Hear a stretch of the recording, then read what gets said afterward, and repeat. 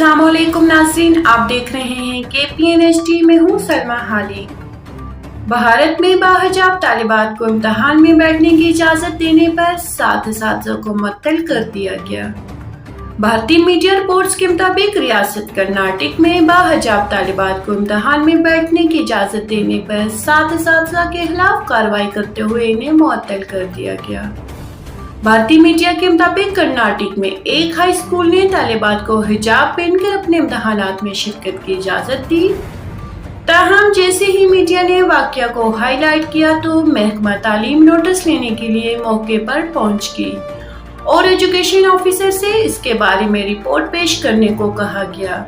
इत्तलात के मुताबिक रिपोर्ट के जमा होने के बाद हुकूमत ने इम्तिहानी मरकज़ के 5 इन्विजिलेटर्स और 2 सुप्रीडेंट को मुअत्तल कर दिया। दूसरी जानिब वज़ीर दाखिला आरगा जानवीदार का कहना है कि इम्तिहानी मराकज़ में हिजाब पहनने वाली हर खातून के खिलाफ कार्रवाई की जाएगी।